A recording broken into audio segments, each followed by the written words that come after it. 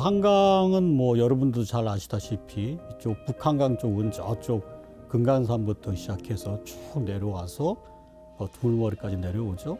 그 다음에 이제 남한강은 태백산부터 발원이 돼가지고 여주를 거쳐서 두물머리에 만나가지고 하나로 이루어져서 인천 앞바다까지 쭉 가는.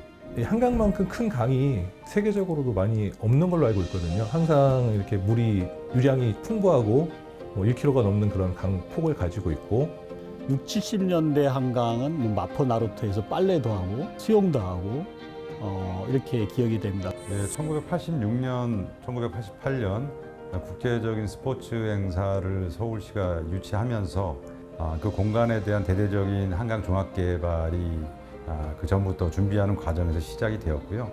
홍수를 예방하고 그런 위주로 계속 한강을 관리했었기 때문에 콘크리트 호환으로 다 덮여 있었고 모든 구간이. 한강은 이제 그 여름철이나 겨울철에 그 수량의 차이가 커서 홍수기에 많은 피해를 입히잖아요. 그걸 방어하기 위한 어떻게 하면 그 피해를 최소화시키는 방어막으로만 생각을 하다 보니 옛날 비 조금만 와도 저 물이 막 다 새서 아주 위험하죠. 이 강가에는 사람 못 살았어. 비 오면 다 도망가. 옛날에는 요 나오면은 뭐 이 공원도 이렇게 없었고 이렇게 걷는 길은 없었어요. 나무가 있고 이게 바위 같은 게 있고 이렇게 울퉁불퉁하게 생긴 데다 여기가 허벌판이고 이게 개발이 안 돼가지고 그냥 모래톱에다가 밭 일궈가지고 무 드시고 그랬는데 침수가 될 때마다 그 토사물 같은 것들이 계속 퇴적이 돼가지고 이 콘크리트로 다 덮여 있다 보니까 이 획일화된 약간 그런 식생들만 있었고 자연스러운 모습을 좀 찾아볼 수가 없는 그런 환경이었었죠. 당시에는 그 한강이라는 게 취소 플러스 이수까지도 가미해서 좀 더 활용도를 높여야 되는 그런 생각들이 많은 시기였다. 많은 거를 시민들한테 관광객들한테 뭔가 줄 수 있는 가능성이 있음에도 그런 것들을 제대로 발휘하지 못하고 있다는 이런 반성들이 많이 있던 사회적 분위기가 있었고 민선 4기 서울시장의 공약 사항으로 한강에 대해서 이제 새롭게 조명을 해보자, 한강에 어떤 변화를 시도해보자라는 그런 계기가 있었죠.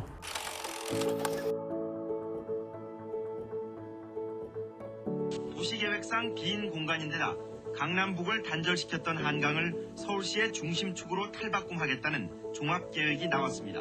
한강 주변에 거주하는 분들만의 공간, 그분들만 접근하기 좋고 이용했던 공간에서 서울 시민 전체가 이용하는 공간으로 변모하는 계기가 한강 르네상스였다고 생각을 합니다. 그러니까 예를 들면 강이라는 것은 바다와 연결돼야 되고 사람과 재화가 이렇게 흘러야 되는 연결과 흐름인데 그런 연결과 흐름을 여는 시대. 한강 르네상스 사업은 20년짜리 사업입니다. 서울 시민들 삶의 휴식처로 만들고 도시경제의 원천으로 삼겠다는 계획을 세웠습니다. 2006년 7월에 한강 프로젝트를 담당할 TF가 구성이 되었습니다. 거기서 기본 골격을 만들고 그해 10월 달 정도에 1차적으로 당장 시급한 여러 가지 생태 환경 개선이라든지 이런 프로젝트를 발표를 했었죠. 7월 초에 그 한강 르네상스 종합 계획을 마스터 플랜을 발표를 하면서 본격적으로 이 사업이 진행됐다고 보시면 될 겁니다. 그래서 국가에서는 뭐를 요구를 했냐면 구조적으로 해석하는 방법 가지고는 안 되겠다. 실제 모형 실험을 하자. 결론적으로는 이제 영향이 크지 않다, 없다라는 결론이 나와서 어렵게 설득을 해서 지금 이제 그때 마스터 플랜이 현재의 지금 기본적인 이제 토대가 됐던 것입니다. 사업 계획대로 그 분야별로 계획들을 수립을 해서 33개 1단계 사업으로 발표를 했었고요.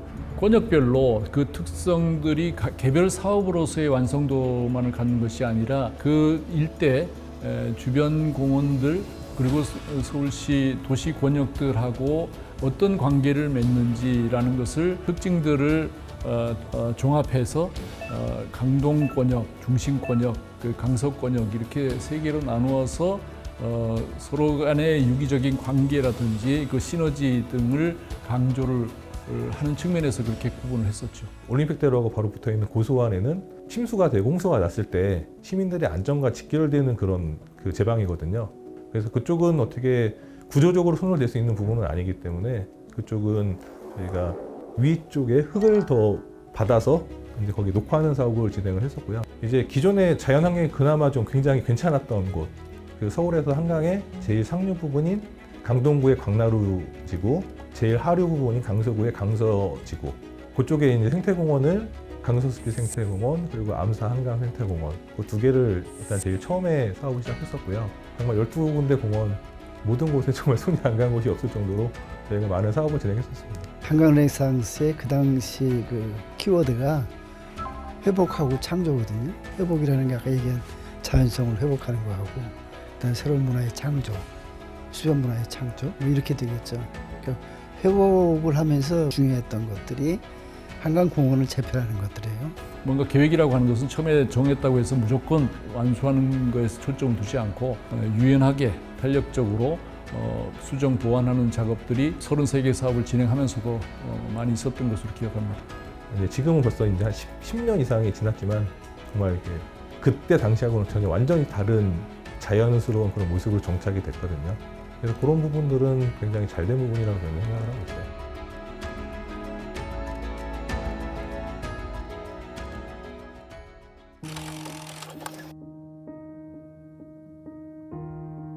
한강이 왜 중요하냐? 이 살아있는 강이 되기 위해서는 늘 사람과 재화가 흘러야 됩니다. 그런데 해양수산 전문가로서 한강을 바라보면 지금 한강은 죽어있는 강입니다. 사업의 타당성과 경제성이 부족한 한강운하 사업을 강행해 생태계를 위협하고 450억 원의 예산을 낭비하고 있다고 비판했습니다.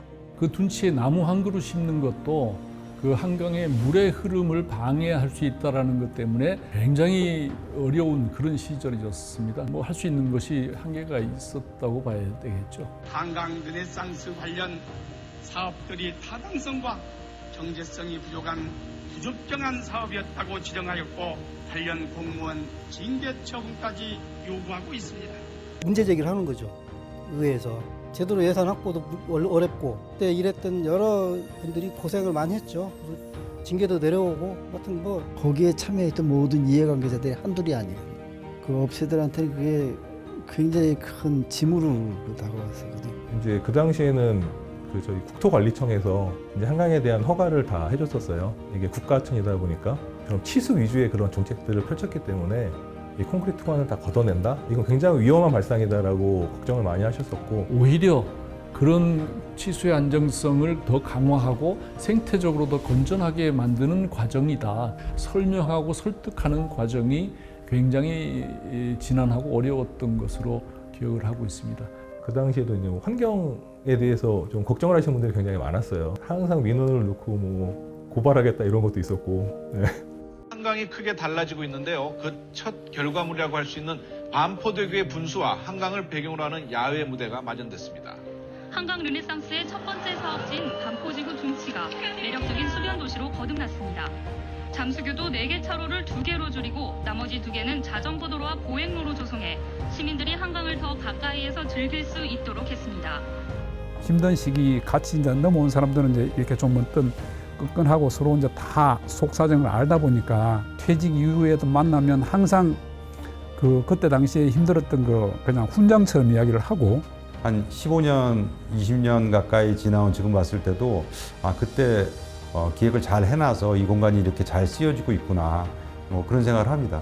2007년 한강 르네상스 정책의 생태 복원 사업이고 서울 한강 수목이 2배 가까이 늘고 서식하는 생물 종류도 30% 가까이 증가한 걸로 나타났습니다. 생태공원을 만들면서 목표종으로 했던 뭐 그런 생물들, 뭐 수달도 돌아오고 삭도 돌아오고 뭐 고라니 같은 동물들은 정말 너무 많아서 이제 걱정이 될 정도로 이제 생태가 복원이 된 그런 상황들이잖아요. 이러면서 지냈던 그 과정들이 그때 당시에는 굉장히 고생스럽다고 생각했지만 지나놓고 보면은 개인적으로도 얻은 것도 많고 공부한 것도 많고 보람도 남고 그런 과정이었던 것 같습니다.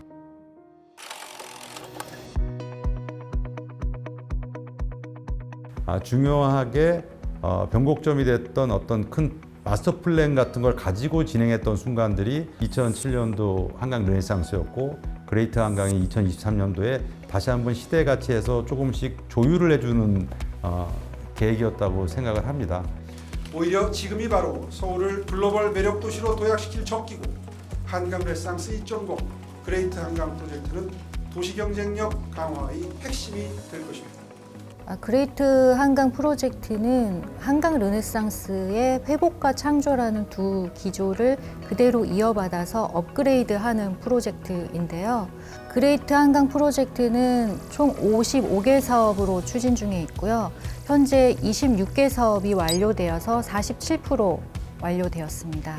그레이트 한강의 가장 대표적인 사업은 한강버스라고 할 수 있는데요. 이 한강버스의 특성은 대중교통을 표방하고 100명 이상의 승객들을 탑승하고 정해진 항로에 따라서 선착장을 정기적으로 운항하고 있기 때문에 우리 큰 한강이라고 하는 이 자연자원을 활용해서 교통수단으로 선택지를 하나 더 드린 것이고요. 이전에는 한강공원에서 주로 휴식과 산책을 즐기는 공간이었다면 이제는 수상보행로에서 산책을 하고 자연형 물놀이장에서 수영을 하고 또 한강을 바라보며 전망 카페에서 음악을 감상하는 일상을 새로운 라이프 스타일로 채워가는 공간이 될 거라고 생각합니다. 특성 있게 도시 전체와 연계해서 강변에 있는 여러 주거단지들의 재건축, 그 용산의 개발, 또 성수동, 강만이 아니고 강둔치를 넘어서 지역사회 인근과 연계된 종합적인 어떤 도시계획적 관점의 개발 이런 것까지 고려한 게 그레이트 한강의 전체적인 사업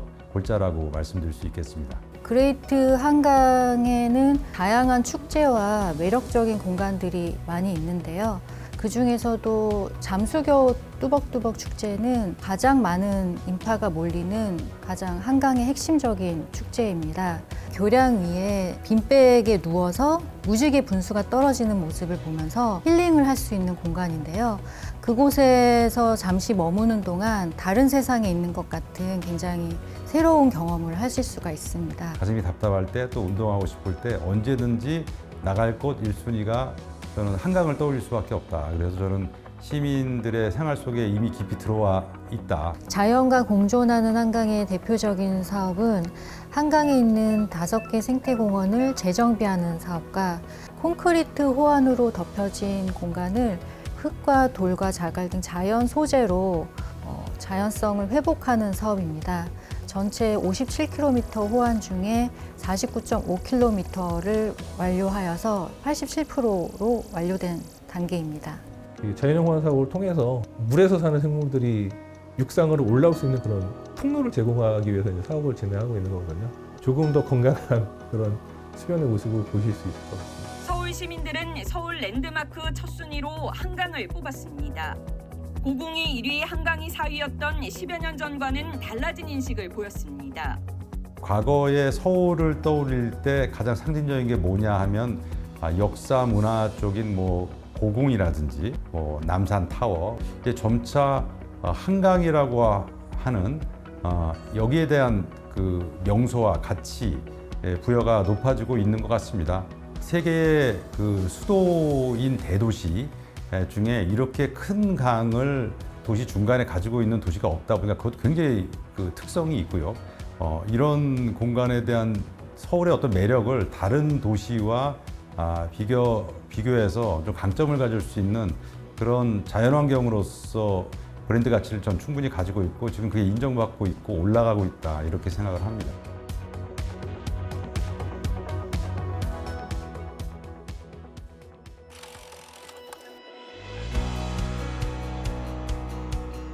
약간 좀 한강이라 사람들이 많으니까 이동인구가 많으니까 좀 살짝 좀 더러울 줄 알았는데 생각보다 훨씬 깨끗해서 놀랐어요. 이 넓은 뭔가 강을 보면은 마음이 뚫리는 좋은 것 같아요. 한강 보면서 물멍하면서 힐링 된다고 생각을 해요. 물 보면서 런닝하는 게 더 재밌을 것 같아요. 앞으로도 계속 고민하고 새로운 변화를 추구해 감에 있어서 그 균형 잡힌 감각을 유지하도록 항상 공무원들이 관심을 가져줬으면 좋겠다는 그런 바람을 갖습니다. 한강이 정말 그런 명소가 됐고 세계적으로도 많은 분들이 오시니까 정말 한강을 즐기시고 사랑해 주셨으면 좋겠습니다. 예, 한강은 누구나 무료로 이용할 수 있는 시민들의 자산이고 또 소중한 또 공간입니다. 그래서 좀 마음껏 더 많이 골고루 좀 이용을 해줬으면 좋겠고요. 앞으로도 한강은 도시의 매력을 끌어올리는 핵심 역할을 할 것이라고 생각을 합니다. 우리의 삶의 질과 글로벌 도시 서울의 매력을 더욱 높일 거라고 생각합니다.